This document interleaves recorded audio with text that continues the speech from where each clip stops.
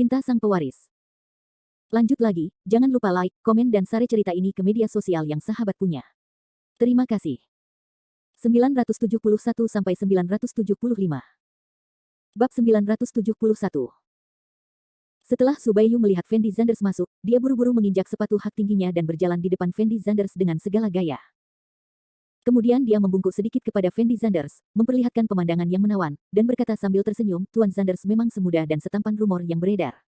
Nona Zu, kamu juga cantik. Fendi Zanders menjawab dengan enteng. Cepat duduk. Subayu mengulurkan jari putihnya dan menunjuk ke meja teh di sampingnya. Fendi Zanders tidak terlalu banyak berpikir, dan langsung duduk di sofa, sedangkan Subayu memilih duduk di hadapan Fendi Zanders. Li Yong pergi dengan sangat bijaksana. Fendi Zanders memandang Subayu di depannya dengan hati-hati, dan masih sangat terkejut. Karena dia tidak menyangka bahwa penanggung jawab Rockefeller di kota Jiangcheng akan begitu muda dan cantik. Subayu mengambil teko, menawari Fendi Zanders secangkir teh, dan berkata dengan lembut, Tuan Zanders, apakah Anda suka teh puer? Saya bisa minum apa saja. Jawab Fendi Zanders ringan. Lalu bagaimana kamu mencicipinya? Subayu menunjukkan senyuman menggoda pada Fendi Zanders, dan memberi isyarat tolong. Setelah Fendi Zanders ragu-ragu sejenak, dia mengambil cangkir teh dan menyesapnya, lalu berkata tanpa ekspresi, saya tidak bisa merasakan apapun.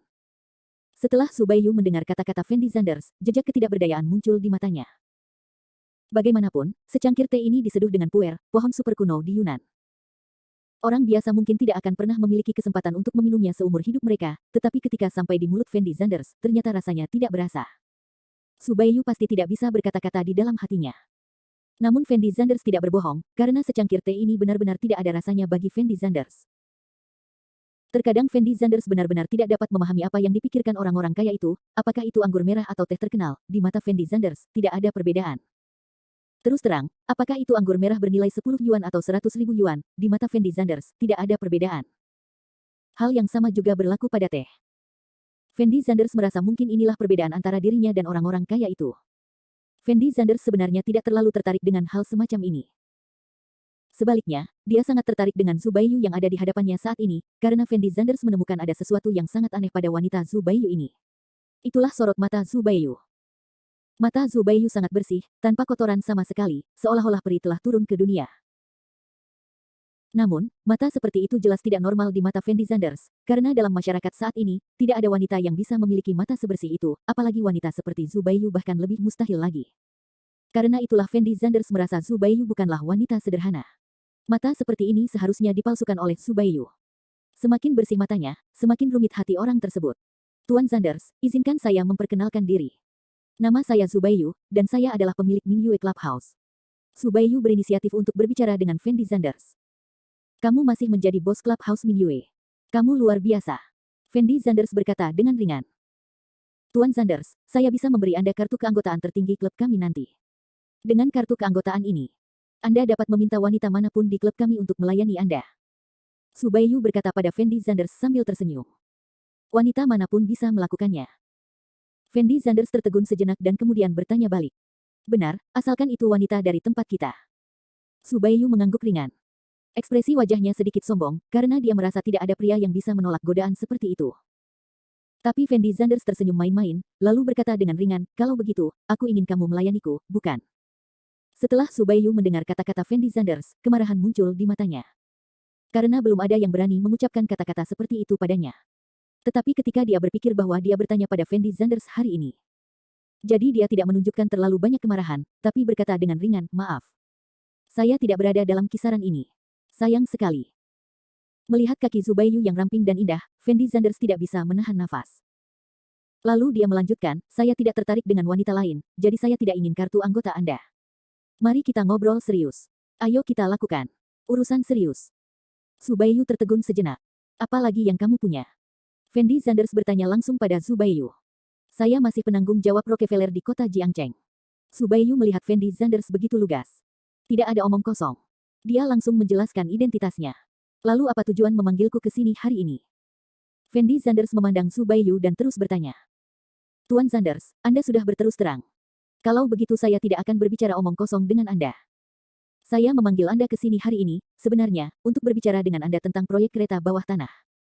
Kata Subayu langsung pada intinya. Fendi Zanders memandang Subayu dan tidak berkata apa-apa. Tuan Sanders benar-benar sarana yang bagus. Hanya butuh waktu kurang dari 2 minggu untuk memenangkan proyek ini. Saya sangat mengagumi gadis kecil itu. Su Baiyu terus berbicara setelah melihat Fendi Sanders tidak berbicara. Penawarannya bahkan belum dimulai. Bagaimana kamu tahu aku memenangkan proyek ini? Fendi Sanders bertanya dengan acuh tak acuh.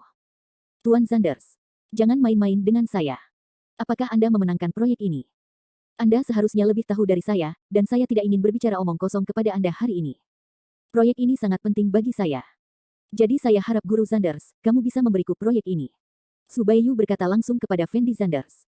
Hehe. Setelah Fendi Sanders mendengar kata-kata Su Baiyu, dia tidak bisa menahan cibiran. Lalu dia berkata dengan ringan, Nona Zu, sepertinya kita baru mengenal satu sama lain kurang dari setengah jam. Sekarang Anda hanya ingin mengatakan sesuatu dengan santai. Bukankah terlalu konyol untuk membatalkan proyek ini? Tuan Sanders, bukankah Anda hanya ingin memancing saya keluar dengan memenangkan proyek ini? Sekarang saya duduk di depan Anda bisa bertanya apakah Anda punya syarat.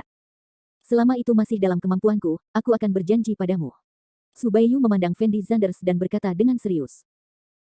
Dan Fendi Sanders sepertinya tidak berpikir bahwa Su Baiyu telah mengetahui tujuannya, dan dia agak terkejut.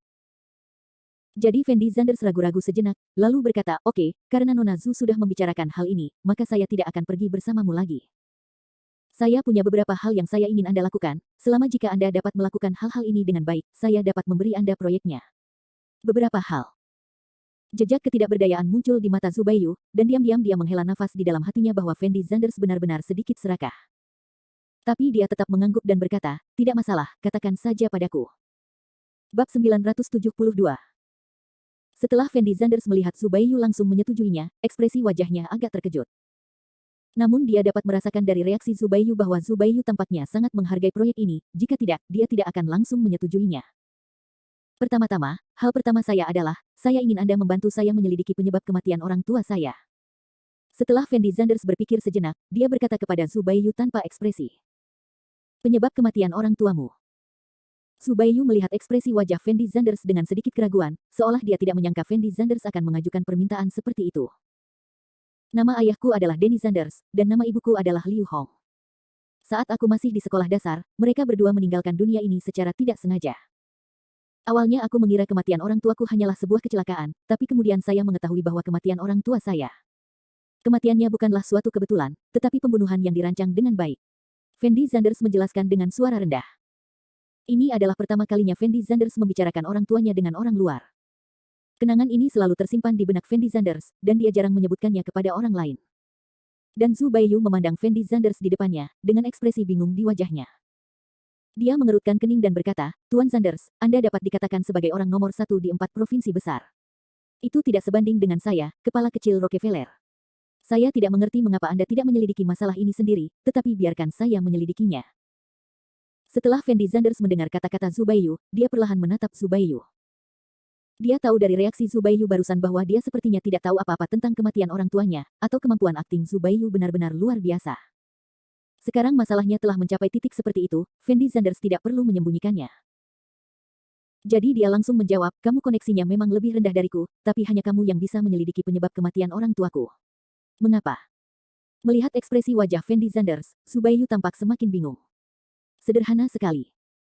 Ayahku menelepon ayahmu sebelum dia meninggal, dan ayahmu adalah penanggung jawab Rockefeller di Jiangcheng pada saat itu, jadi menurutku kematian orang tuaku pasti ada hubungannya dengan Rockefeller atau kamu. Apa pentingnya bagi ayahku, aku ingin kamu menemukan ayahmu dan bertanya apa yang terjadi. Jawab Fendi Sanders. Begitulah. Keanehan melintas di mata Su Baiyu. Dia tidak pernah menyangka bahwa ayahnya ada hubungannya dengan kematian orang tua Fendi Sanders. Bisakah ini dilakukan? Fendi Sanders bertanya pada Su Baiyu tanpa ekspresi. Tuan Sanders, apakah kamu tidak takut ayahku akan membunuh ayahmu, dan aku hanya akan membuat alasan untuk membujukmu? Su Baiyu berkata perlahan. Kamu tidak bisa berbohong padaku, aku hanya perlu melakukan penyelidikan acak untuk mengetahui apakah kamu berbohong padaku. Fendi Sanders berkata dengan nada sangat percaya diri. Su Baiyu memandang Fendi Sanders di depannya dan ragu-ragu selama 2 detik, lalu mengangguk ringan dan berkata, oke. Karena Tuan Sanders sangat mempercayai saya akan membantu Anda memperjelas masalah ini ketika saya kembali. Baiklah kalau begitu. Mari kita bicara tentang hal kedua. Kata Fendi Sanders. Tapi Su Baiyu tidak berbicara, diam-diam menunggu Fendi Sanders berbicara.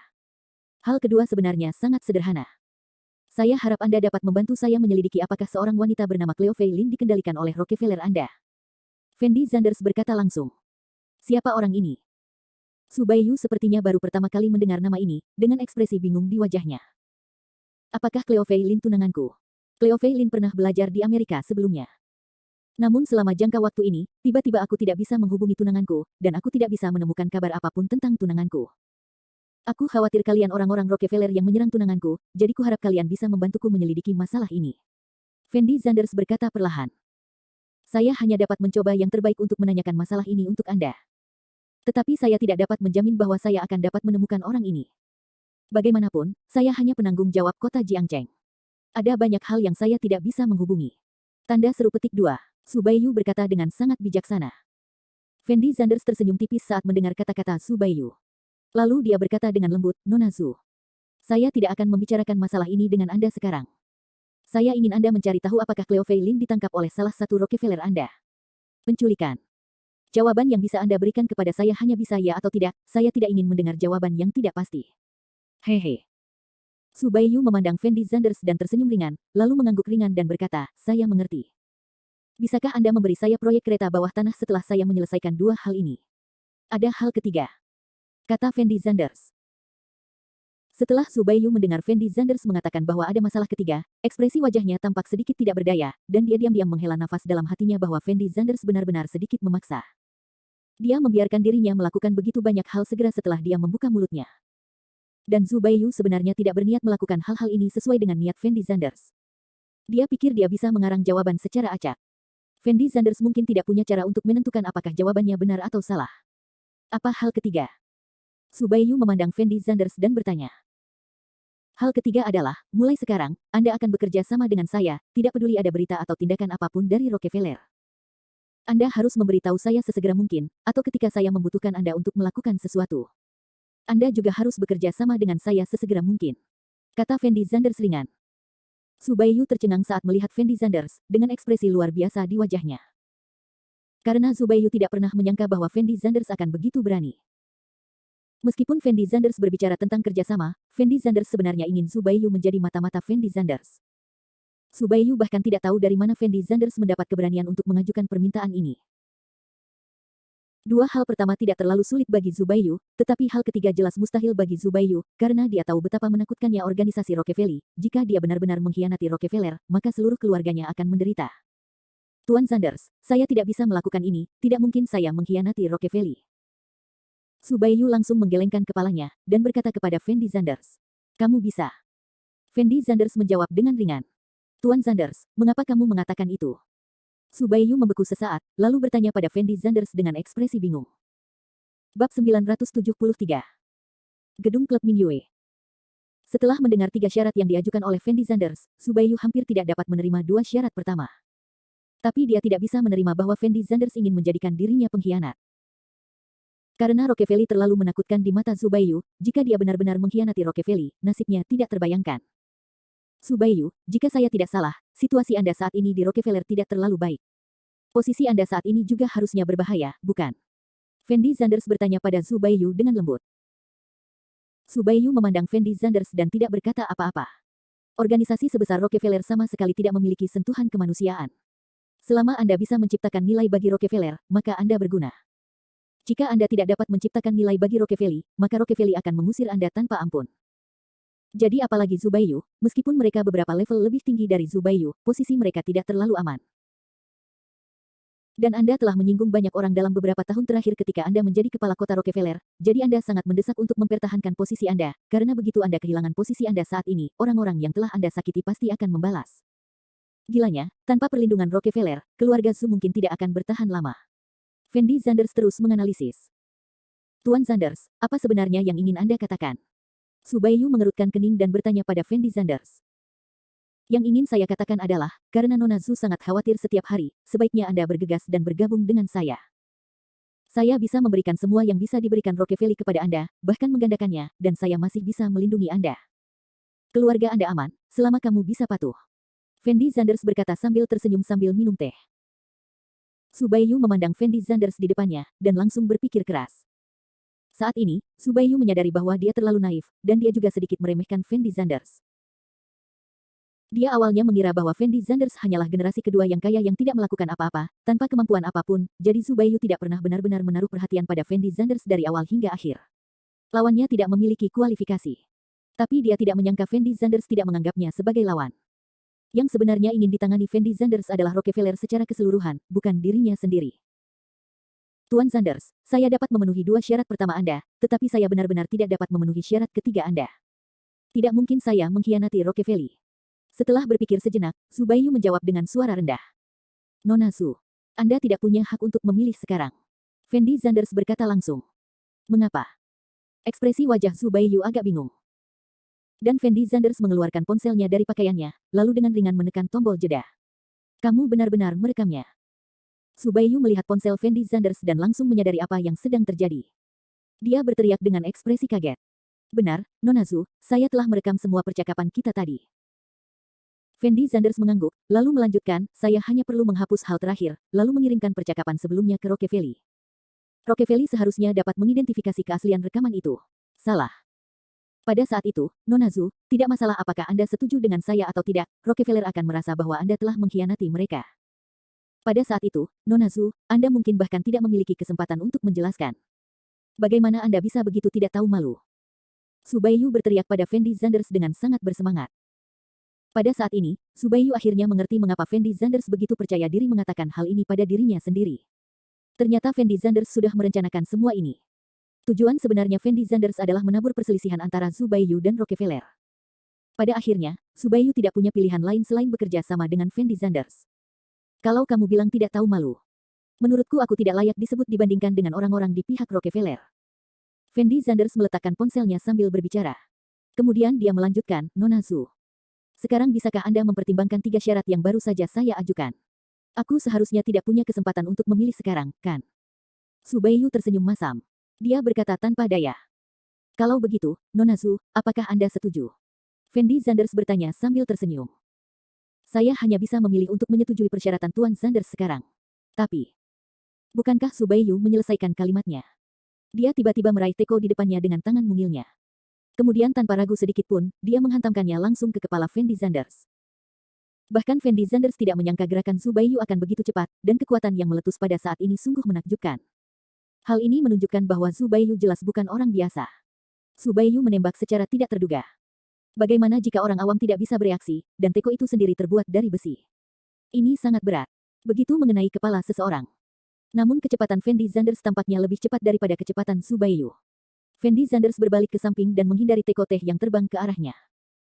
Melihat reaksi cepat Fendi Zanders, Zubayu tampak sedikit terkejut, tapi dia segera menjadi tenang. Bagaimanapun, Zubayu telah menemukan beberapa pembunuh untuk membunuh Fendi Zanders sebelumnya, tetapi pada akhirnya Fendi Zanders selamat, jadi Zubayu masih memiliki pemahaman tentang keterampilan Fendi Zanders, itulah sebabnya Zubayu tidak memilih untuk membiarkan seseorang mengambil tindakan terhadapnya.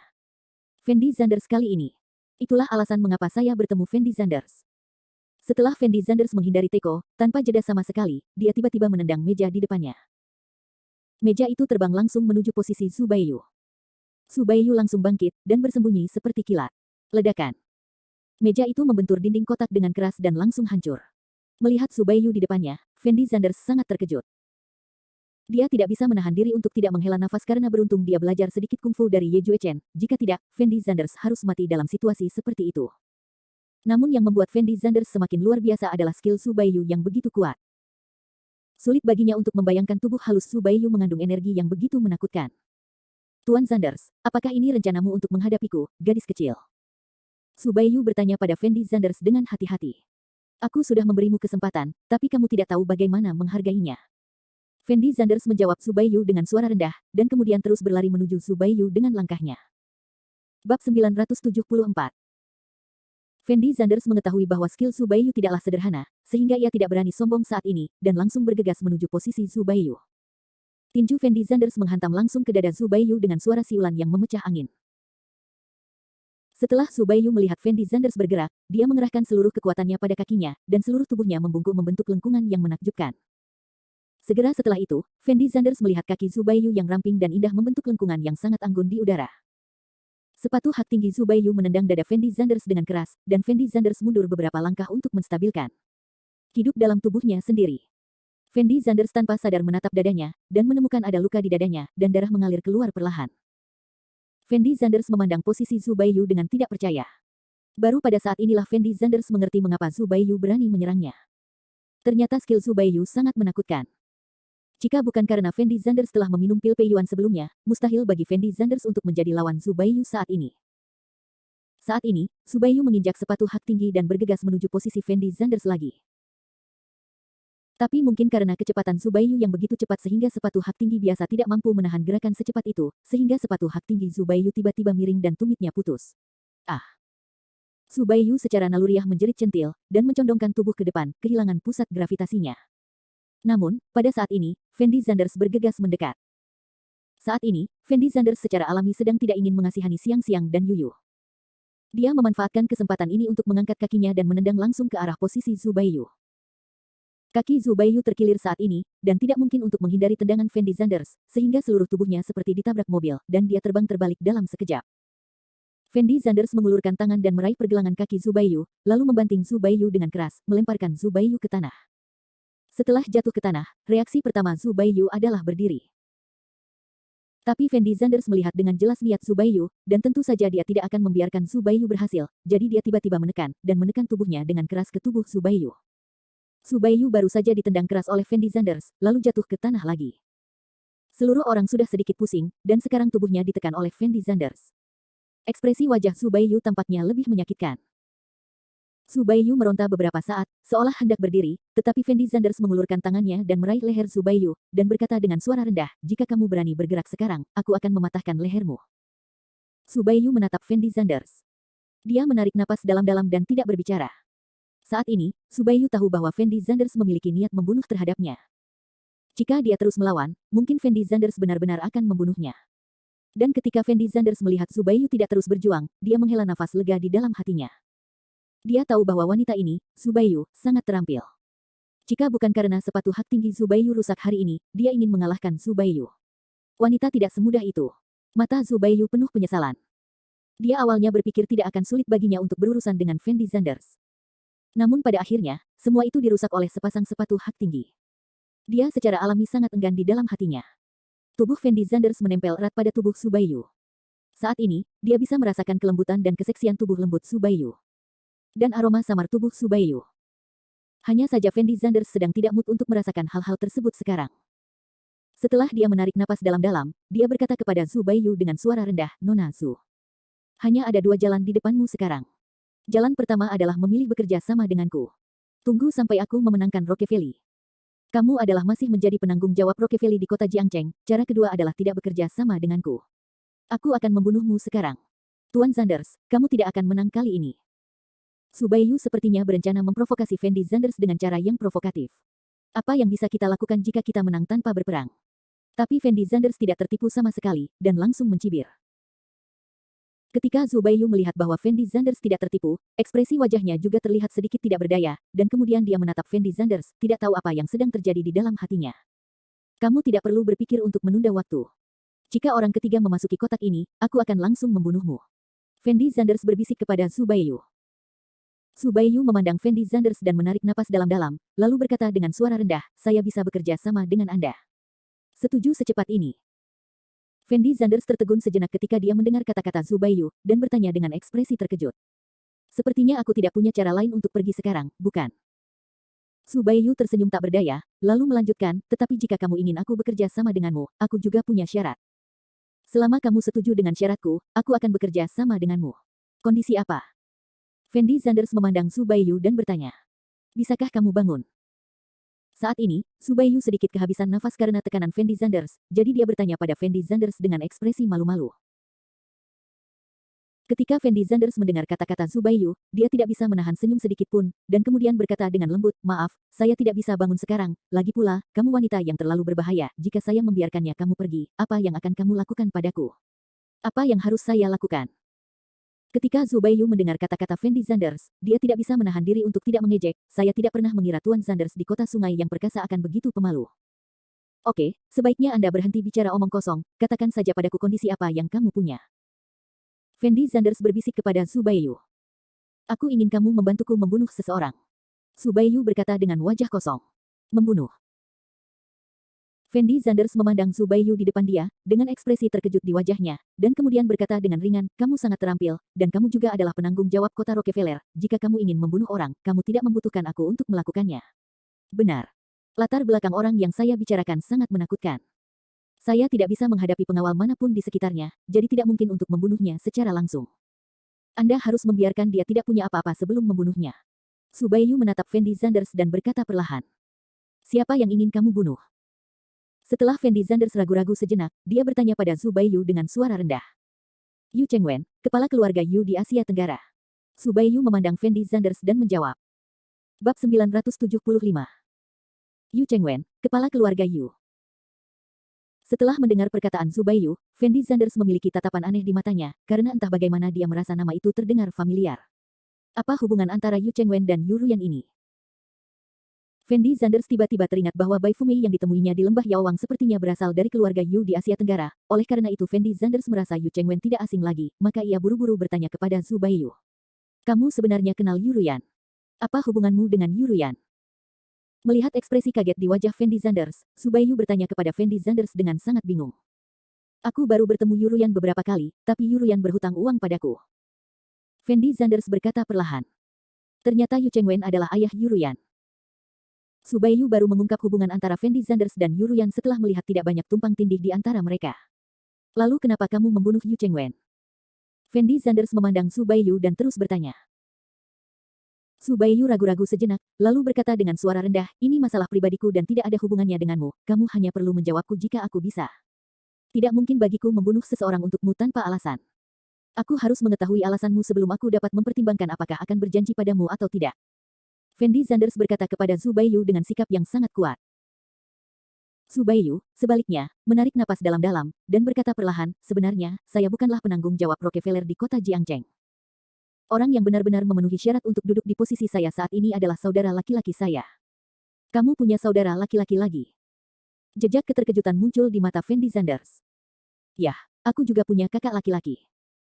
Awalnya, kakak laki-lakiku seharusnya menggantikanku dan menjadi penanggung jawab Rockefeller di kota Jiangcheng, tapi 5 tahun lalu ketika kakak laki-lakiku pergi ke Asia Tenggara untuk bermain, dia tersinggung.